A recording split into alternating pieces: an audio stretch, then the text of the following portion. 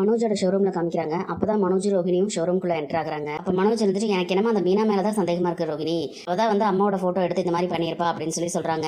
அதை கேட்டுன்னு ரோஹினி இருந்துட்டு அதுதான் ஸ்ருதி சொன்னாங்கல்ல, அவங்க வந்து ஆன்லைன்ல அப்லோட் பண்ணதுனால தான் வந்து இது வெளியே வந்துருச்சு அப்படின்னு சொல்லிட்டு, அப்புறம் எதுக்கு நீ தேவையில்லாம பேசிட்டு இருக்கவா, வேலை பார்க்கலாம் அப்படின்னு சொல்றாங்க. உடனே மனோஜோட போன் அடிக்குது.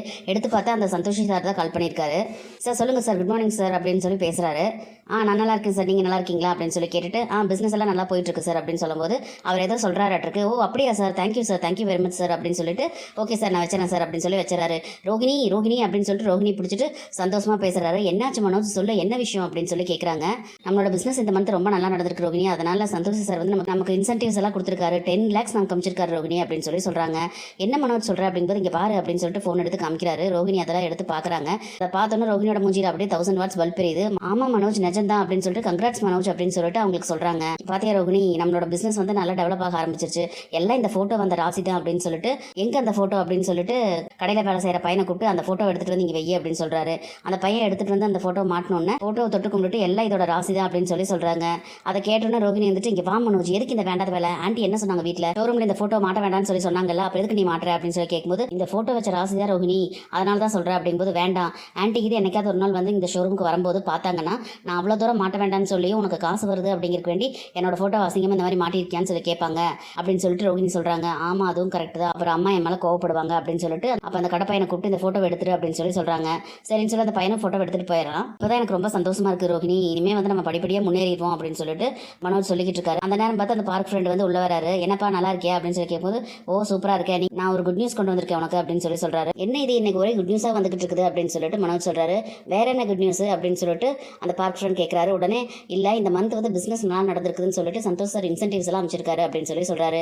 அப்படியா, எவ்வளவு அமைச்சிருக்காரு அப்படின்னு சொல்லிட்டு அவர் கேட்கிறாரு. அது வந்து 10 அப்படின்னு சொல்ல வர சடனா ரோஹினி வந்து திரும்பி முறைக்கிறாங்க, சொல்லக்கூடாது அப்படிங்கிற மாதிரி. உடனே மனோஜ் இருந்துட்டு அது வந்து பிசினஸ் சீக்ரெட் அப்படின்னு சொல்றாரு. பாத்தியா ப்ரோ, எங்கிட்டே அந்த மாதிரி பண்ண ஆரம்பிச்சிட்டீல, நான் தான் உனக்கு அவரை அறிமுகப்படுத்தினேன், ஆனா எங்கிட்டே வந்து எதுவுமே சொல்லக்கூடாதுன்னு சொல்லி மறக்க ஆரம்பிச்சிட்டியா, உனக்காக நான் ஒரு நல்ல டீல் ஒன்று கொண்டு வந்தேன், அதுக்குள்ள நீ இந்த மாதிரி எல்லாம் பேசிட்டீல அப்படின்னு சொல்லிட்டு அவர் திரும்பி போறாரு. ப்ரோ நில்லு ப்ரோ அப்படின்னு சொல்லிட்டு என்ன குட் நியூஸ் சொல்லு ப்ரோ அப்படின்னு சொல்லி கேட்கிறாரு.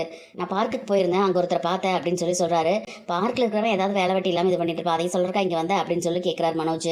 நீயும் பார்க்ல தான் வந்து இருந்த, அப்பதான் நம்ம மீட் பண்ணோம், ஞாபகம் இருக்கா இல்லையா அப்படின்னு சொல்லி கேட்கிறாரு.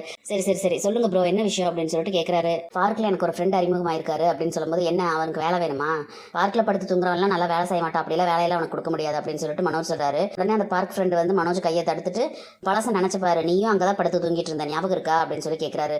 ஐயோ வாய மூடு ப்ரோ, ரோகிணிக்கு இது கேட்ட போகுது அப்படின்னு சொல்லிட்டு தடுக்கிறாரு.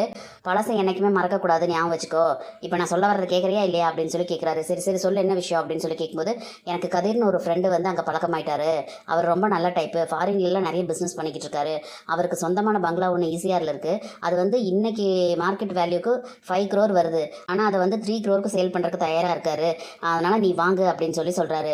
நான் எதுக்கு பங்களா வாங்கணும் அப்படின்னு சொல்லும்போது உன்னை பற்றி நான் நிறைய சொல்லியிருக்கேன், நல்லா நிறைய படித்து புத்திசாலியாக இருக்கிற ஒருத்தருக்கு தான் வந்து அவரோட பில்டிங்கை சேல் பண்ணணும்னு நினைக்கிறாரு அப்படின்னு சொன்ன உடனே இந்த மனோஜுக்கு வந்து அப்படியே பெருமை தாண்டவமாடுது. சரி ஆனால் அந்த 5 கோடி ரூபாய் வீட்டை வந்து எதுக்காக 3 கோடி ரூபாய்க்கு விற்கணும் அப்படின்னு சொல்லி கேட்கும்போது அதான் சொன்னேனே, படித்த நல்ல புத்திசாலியாக இருக்கிற நல்லவங்களா பார்த்து நல்ல பிஸ்னஸ் மேனாக பார்த்து கொடுக்கணும்னு நினைக்கிறாரு, அவருக்கு காசு ஒன்றும் பெரிய முக்கியம் இல்லை அப்படின்னு சொல்றாரு. ஓ அப்படியா அப்படின்னு சொல்லிட்டு இருக்கும்போது ரோஹினி பின்னால் வராங்க. மனோஜ் என்ன வீடு வாங்க போறியா அப்படின்னு சொல்லிட்டு கேட்குறாங்க. இல்லை ரோஹினி அந்த ஐடியா எனக்கு இல்லை, ஆனால் நமக்குன்னு ஒரு வீடு இருந்தால் நல்லா இருக்கும்னு தோணுது, அதனால இவர் சொல்றது எப்படின்னு பார்க்கலாவா அப்படின்னு சொல்றாங்க. சிஸ்டர் நல்ல வீடு நீங்க வேணா பாருங்க, எனக்கு நம்பிக்கையான ஆளு, நான் உங்களுக்கு போட்டோ காட்டுறேன், நீங்க வீட்டை பாருங்க அப்படின்னு சொல்லிட்டு மொபைல்ல வந்து அந்த வீட்டோட போட்டோ காட்டுறாரு. அவங்க 2 பேரும் சேர்ந்து அந்த வீட்டை பாக்குறாங்க. பார்த்தோன்னா அவங்க முகத்திலேயே வந்து ரொம்ப சந்தோஷம் தெரியுது. வீடு ரொம்ப நல்லா தான் இருக்கு அப்படி, ஆனால் ரேட் ரொம்ப அதிகமா இருக்கே, அப்படி என்ன பண்ண முடியும் அப்படின்னு சொல்லி கேட்குறாங்க. எனக்கு வேண்டி நான் உங்களுக்கு சொன்னதுக்கு வேண்டி தான் வந்து அவர் 3 கோடி ரூபாய்க்கு ஒத்துக்கிட்டு இருக்காரு, நீங்க வந்து பேசுங்க அப்படின்னு சொல்லும்போது சரி போய் பேசி பார்க்கலாம் மனோஜ் அப்படின்னு சொல்லிட்டு ரோகிணி சொல்றாங்க. ஆனா முழு காசு அவ்வளோ பணத்தை எங்களால் இப்போ உடனே கொடுக்க முடியாது அப்படின்னு சொல்லிட்டு மனோஜ் சொல்றாரு.